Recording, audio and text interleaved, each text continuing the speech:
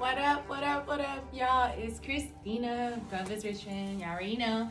And I'm here with Miss Gwendolyn, CEO of Moyo Institute.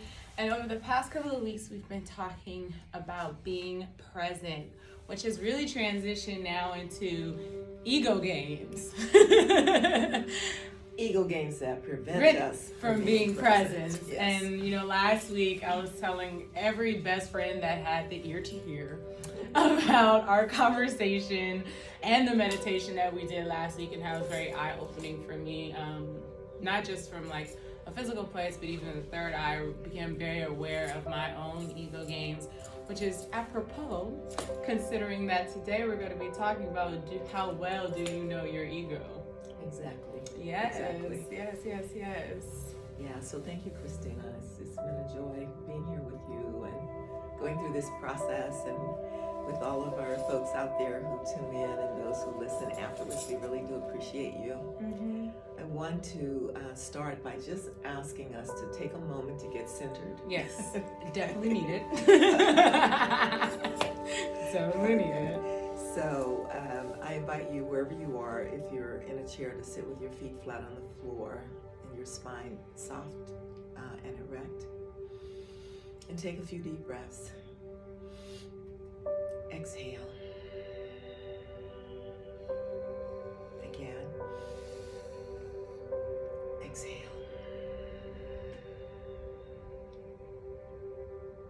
One more. Exhale.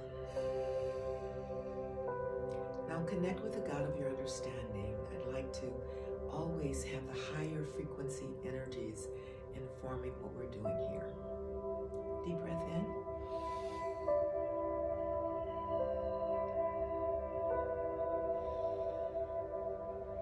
Connect with your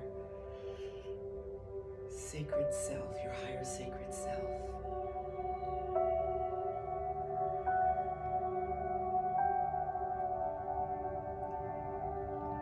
Exhale. Connect with the divine presence that's emanating all of existence. It's emanating through all of existence. It's animating all of existence, even those things we consider to be inanimate.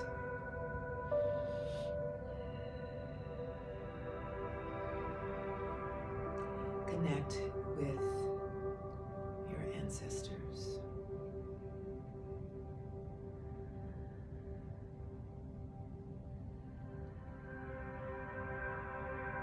Just feel their support, feel their connection with you in this moment.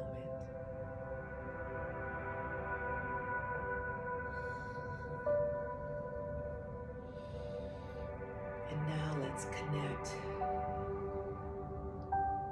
with the great compassionate light.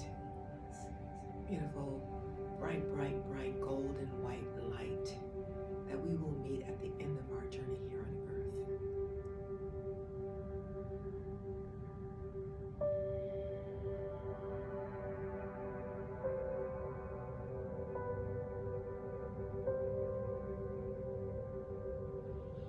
Deep breath, exhale. And whenever you're ready, you may open your eyes. I'll always be looking forward to that. Takes the mania away and then your presence.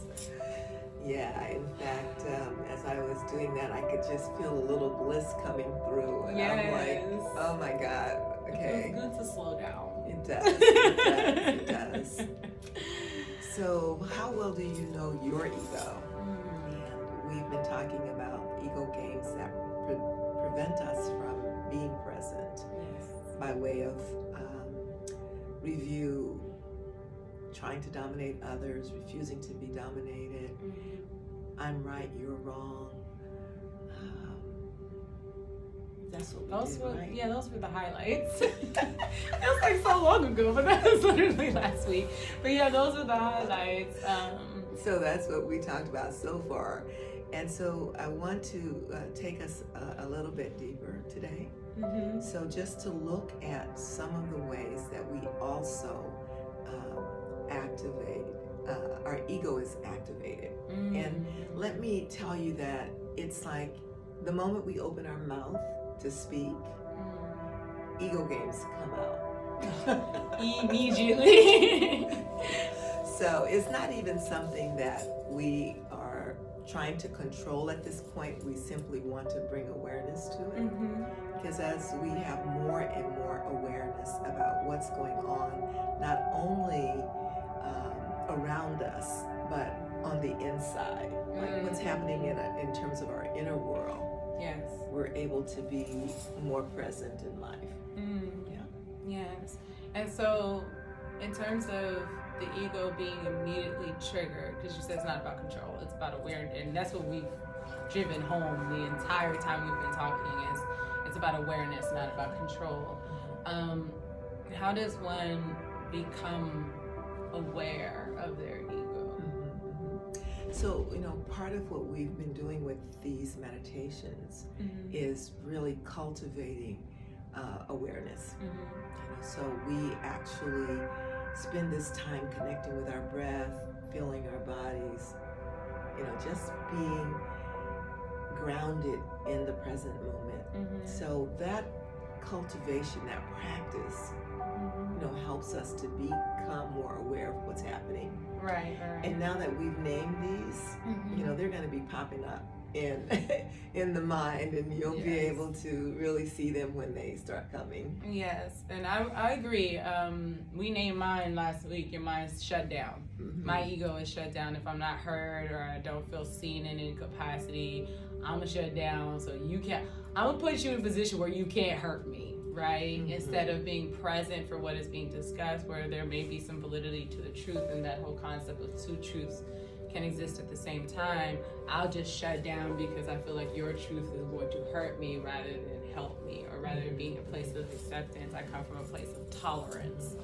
And so I know for myself, especially this weekend, I had a lot of opportunities where that came up, where I wanted to just clamp myself shut, and I literally could hear you being like, oh, that's your ego game at bay. And I go, okay, breathe internally. Because when you're in front of people, it's kind of weird to just be like, because it could be interpreted in the wrong way. So internally, I started breathing and calming down all the scenarios in my mind that made me think that, oh, you're not listening to me, when the reality was, they just didn't understand. Exactly. And then I was able to be present in that exchange and go, okay, I understand where you're coming from. However, that has nothing to do with what I just said. Exactly. And what I love about that is it's an example of what happens when we really are able to listen from the heart. Right. As opposed to projecting from our own ego what the other person intends. Exactly. Right? And one of the things that we've said in last week was that these are for us to be aware. It's not for us to point to the other person to say, oh, you're playing ego games. No. Right. We're just really trying to become more and more aware of what's going on internally. Yes. Because the external world is a mirror of the internal world. Yes. We're always projecting. Yes. So I love that example. So thanks for bringing that one up. Yes. I have an example where I didn't do it. So. But when my ego a work in progress. Yes, but my ego came up, and instead of responding to the situation, I called my best friend and said, I don't have the tools to not be angry, so do you have a moment for me to just scream? And in that, I knew I couldn't, and in the awareness, I knew like I wasn't going to be present in the situation that had presented itself to me. So I diverted the attention and called my best friend, and she's like, oh yeah, whatever you need, girl. And I just went at it for 20 minutes. I was hollering because I was so upset. But I recognized that if I had brought that into that, it would have just made it worse. So I guess for me, it was kind of like a duality of awareness and shifting in the moment, and then not having the capacity to shift in the moment. So I put it somewhere else. Exactly. And the more and more you develop practice, the more you begin to connect with the breath, the more you begin to be able to step back outside of the situation that's happening and be a witness in it. Yes. You'll be able to address those situations much more. And like part of the thing with like anger is a natural kind of reaction when we feel kind of helpless in a situation. Yes. You know, we're not able to get our point across, get our will to be acknowledged, or you know, our contribution or whatever it is. It's just sort of a natural defense. It's one of the defense mechanisms that the ego uses, actually. Absolutely. So the more and more we become aware, you know, connecting with the breath, you know, allowing whatever to be present without resistance, which takes work. Yeah. Without resistance, the easier it becomes. Yes, and I will say I didn't necessarily meditate before I called my best friend, but I definitely was like, because I was mid-text, like I had a whole paragraph in my notes app. I was about to let this person know about themselves, and I said, let me call tomorrow.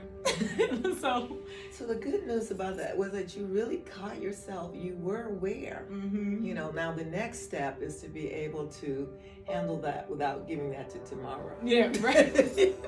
Love you, best friend. You know, that's the next step in the process. Right. But it's beautiful that the awareness part was the first part, because now it's like the Matrix, red pill, blue pill. Exactly. Where you can't unsee it. So now I'm in situations where I'm like, dang, Miss Gwendolyn.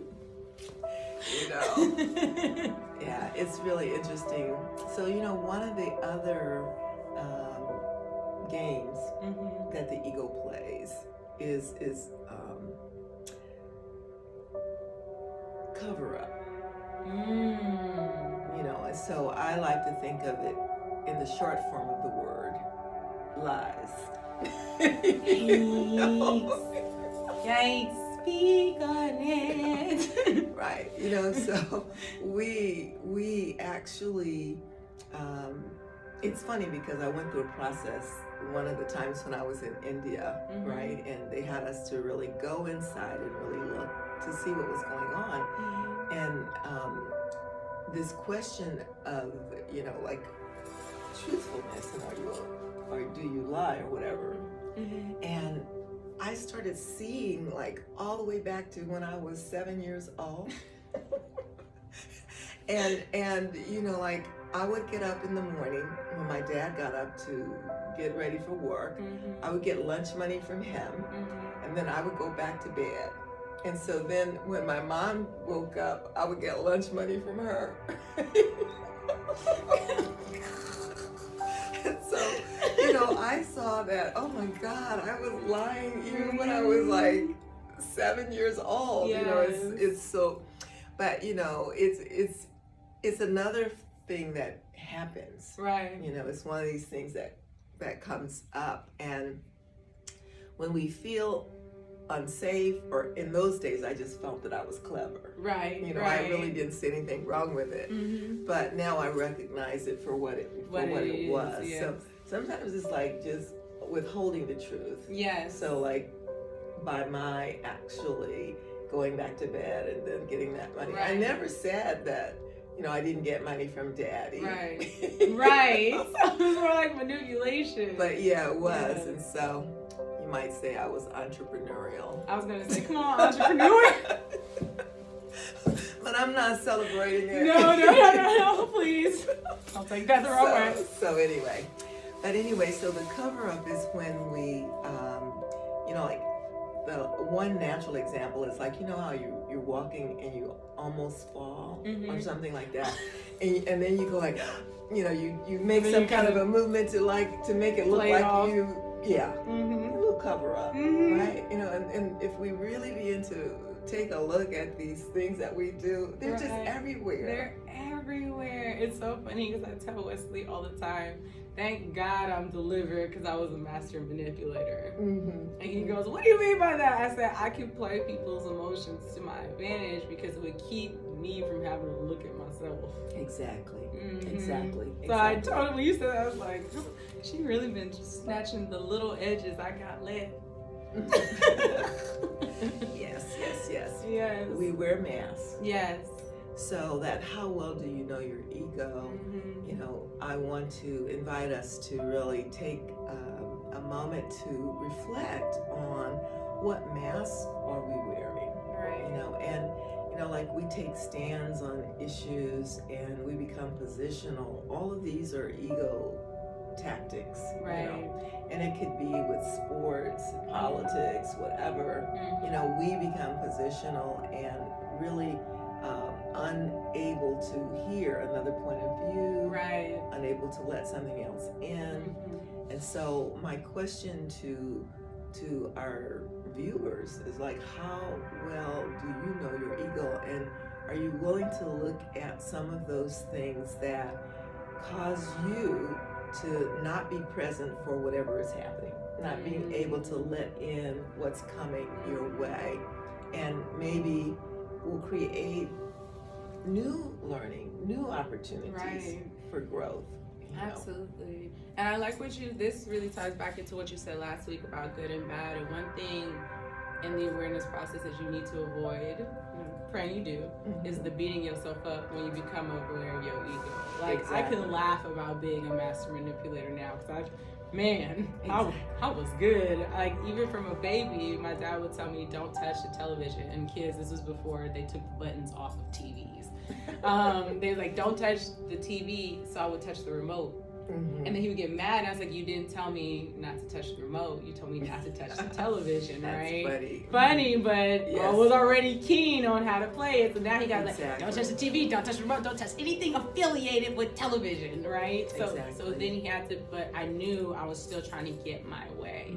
And so part of learning your ego games, and sometimes it is a little painful, like seeing that side of yourself truly for what it is, but you can't get into the space of I'm a bad person. No, you just have an ego, like we all do. All of this is about not resisting, not even trying to change it, and that's I just want to drive that home. Not trying to change it, because that's just the ego trying to change the ego. Woo. My teacher said on the t-shirt. The ego is trying to change the ego. My teacher has this saying that it's like oh my God! You lost it. I can't get it right, but it's like here's the synopsis. It's sort of like a black cat in a dark room looking for itself, or something like that. Wow, I know exactly what he means, though. Yeah, it's sort of like I can't quite phrase it properly, but the ego is like a thief trying to stop itself from catching itself, the thief that it is. Right. Like finding a black cat in a dark room. Exactly. Absolutely impossible. exactly. So anyway, it's not for us to try to change. It's simply for us to become aware, and it's in the awareness process that transformation begins to happen. I love what Christina says. She says, once you see it, you can't unsee it. Once you become aware of it, it's there for you, and it's there for you for your growth. And so the more awareness we cultivate, the more we are able to show up for life and to be present for whatever is happening. Period. Without judgment, without resistance, without beating ourselves up, just be present for what is. And this is maybe a bit different from the way many of us were conditioned. Yes. We were really brought up to hold ourselves to a particular standard, and if we didn't meet that, somehow we were considered a failure or bad, or words like that. Yes. So this is an opportunity just to say, no, I want you to be aware of what's going on inside, because all of our work is here. It all begins within. Exactly. We're not here to change other people. We're here to change. We're not even here to change ourselves. We're here to become aware of what's on the inside. And in that process, transformation begins. Yes. And when that begins, the outer world mirrors back to us that change. Absolutely. Yeah. So that's one. And I think about this whole idea of wearing masks. We put on our persona for work, you know, for our social life, for our Instagram feed. You know? They good about the Instagram feed. You know, and all of that, you know, like the question is, like, where is the authentic self? Right. You know, and is the authentic self able to show up? Right? Holistic. Yeah. And knowing that we all are made up of all of these. We all have the authentic self. We all have the inauthentic self. We all have the shadow self. We all have all of these. They're parts of our personality. They're parts of our person. Yes. In this earth school that we're in. You know. I like that earth school. Earth school. Because the earth gonna teach you one way or the other for the rest of your life. That's right. Yes, I love that. And I love like this conversation because, you know, it's a fluidity thing. Like some days you're gonna be really good about your ego, and some days, like I gave an examples, literally within, I think those were 24 hours within each other. It was like I was really good, like, okay, I'm aware, I'm present, and then nope, no, I'm not. But then I was able to say, okay, at least in this aspect, I didn't destroy something. Exactly. In the process. So Exactly. even still not being even angry, because I won't say old, but evolved Christina, more authentic Christina, or less authentic Christina would have been angry at being angry. Yes. And now I'm like, no, my anger was justified. I worked in the best way possible in that moment to make sure that I still was aware of self. And then maybe another time I have a different opportunity. And it's like that. It's not like, oh my God, you didn't, like inauthentic Christina went all the way down the line in that emotion, in those emotions. But even now I allow myself the space, and that is okay. And these things are okay, and these are conversations that we don't have. So I'm really appreciative of the wisdom. Thank you. Well, you know, this other point that I want to make is this kind of failure to take responsibility. You know, it falls in line with this I'm right, you're wrong sometimes, but it's also always blaming others for our own failures, or, you know, inauthenticity. Whatever is happening, we're blaming someone else. You know, like so many of us are walking around still blaming something that happened when we were like 7. Or we're blaming our parents because they did this or did that, or our partner in the last the last relationship, whatever. We're wasting so much time and energy, and we're just prolonging our suffering. You know, because failure and refusal to take responsibility for the world that is before us, and I'm talking about this space in here, you know, that it is a creation. Come on in. It is our own creation. I'll be right back. Okay. And so we have the opportunity all the time to take a look at that and see, you know, what we're willing to do, and if we're really living up to our truth. Right. Yeah. And it really speaks to just being. Exactly. I think it's crazy because we hear be as like a verb, but in all of this, like, be aware, be this, be that, but be is always the foreground of everything that we've been talking about over the past 4 weeks. And so, and it's hard to just be, to just exist without all this other stuff. But like you said, especially in the example of blaming others, that's making your outer world a reflection of your inner world rather than vice versa. So it's taking the mirror or the concept and flipping it around. When the reality is, you just be in self. You understand that, okay, yeah, these things happen, but they don't dictate who I am if I decide to be. Exactly. Exactly. And, you know, being willing to look at where does that live in here? You know, it's like, what is that showing me? You know, it's funny because at one point, you know, these certain kinds of people were showing up for relationship. And I thought, if this is what I'm attracting, I need to do a little more work. Period. I mean, because I know that the outer world is a reflection of the inner world. And right? baby, if you on my outer world, something going on in here that we gotta take care of. It's time to get to work. Time to get to work. So anyway, just let that be your guide. Be willing to look inside to see what's going on. Yes. Know that there's always an opportunity for growth, opportunity for learning, opportunity for unlearning. Mm-hmm. And we have the ability to be happy. Yes. Right here, right now. And so much of what we do actually just postpones that. You know? Yes. When I get this car, then I'll be happy. Mm-hmm. When I get that apartment, then I'll be happy. When I get married, my I'll soulmate, then I'll be happy. Mm-hmm. You know.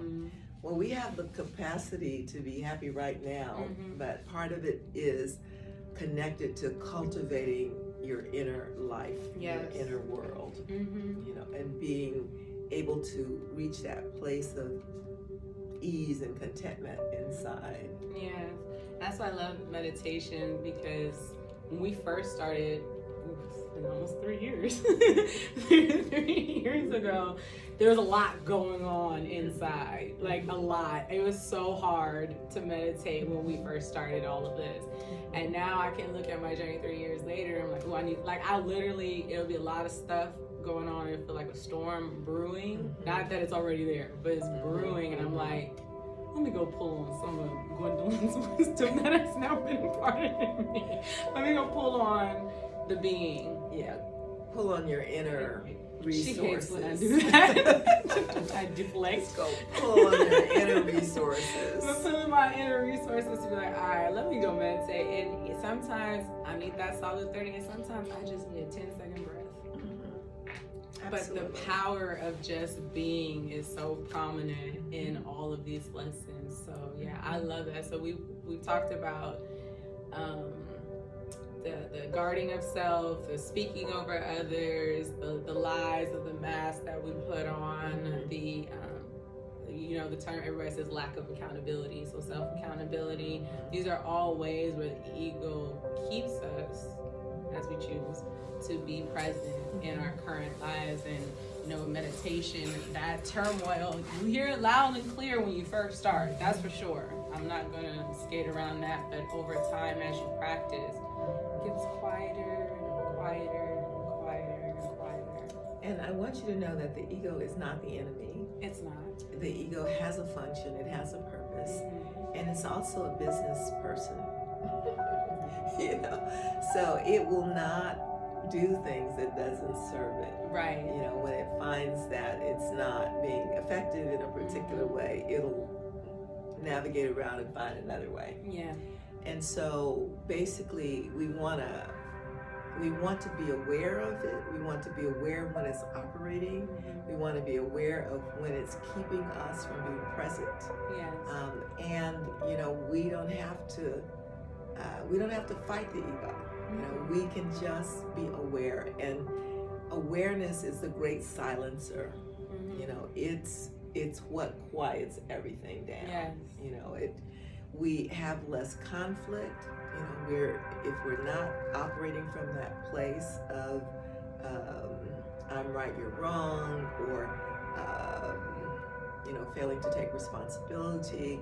If we're not being authentic, we are using energy, and we're using energy. We're experiencing suffering. There's a whole lot of chatter going on in our minds.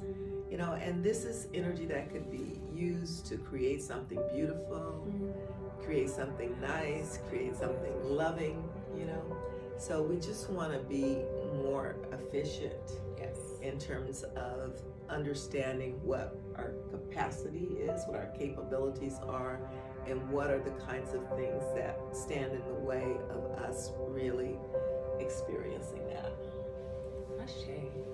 So I like homework. I mean, I self-assign homework based off of all these conversations, especially when I hear something that made me clutch my pearls, where I'm like, oh, she talking about me. So if you could give a homework assignment to the audience about the ego and being present, what would you encourage them to do?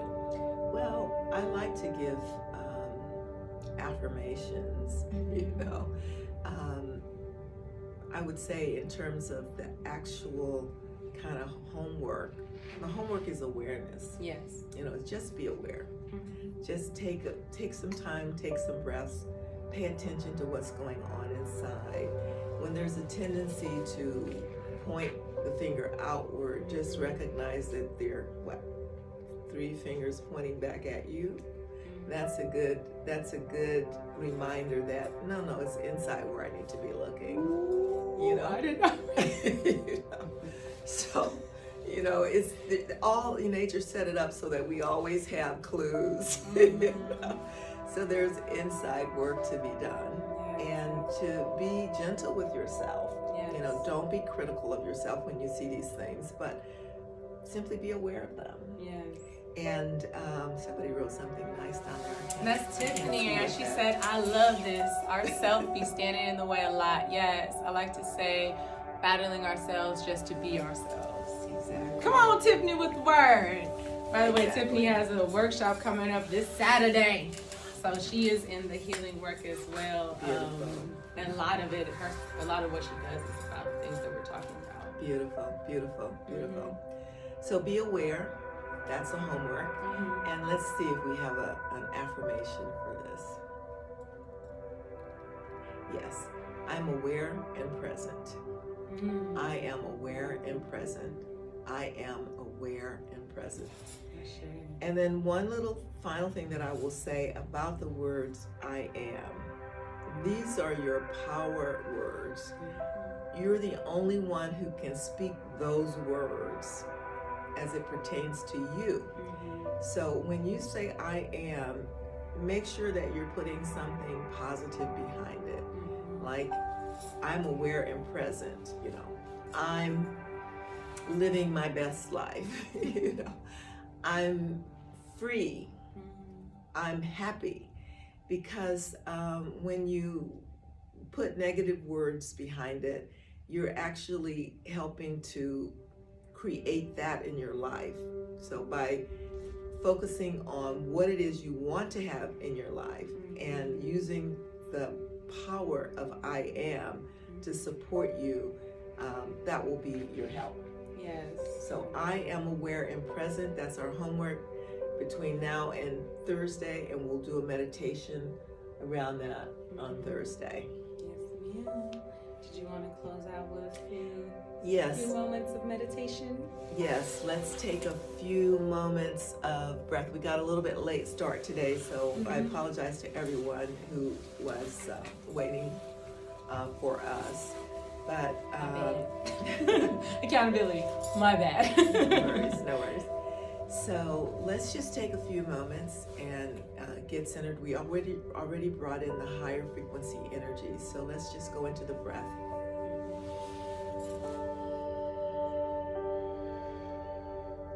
Feel yourself breathing really deeply. And exhale slowly.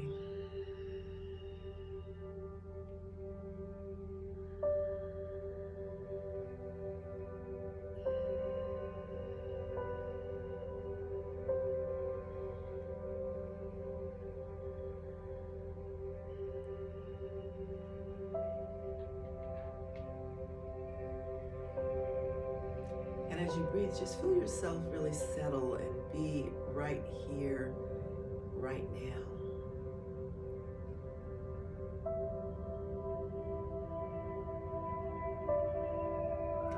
Bring in that golden light into your crown and anchor it into your heart.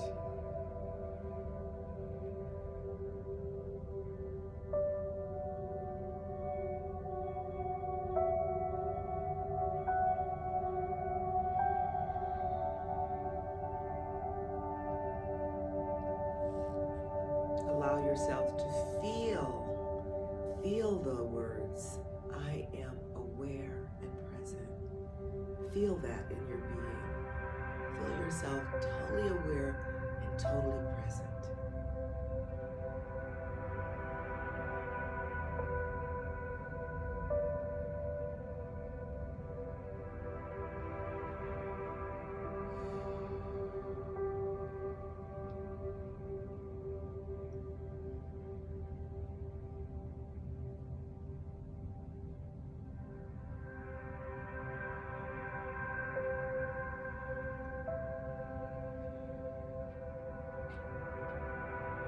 We feel the energies, the higher frequency energies just settling our being.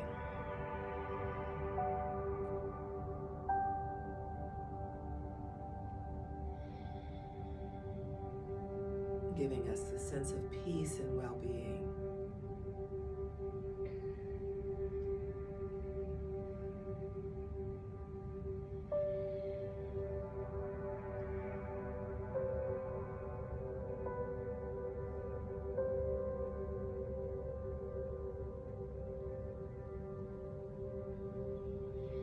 Deep breath in, exhale.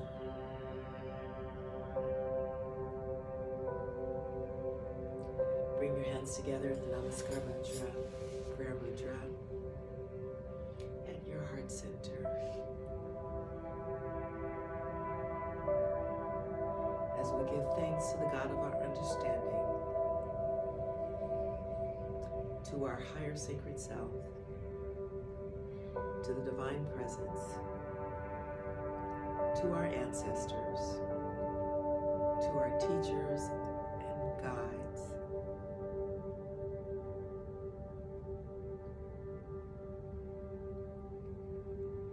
and to the great compassionate light.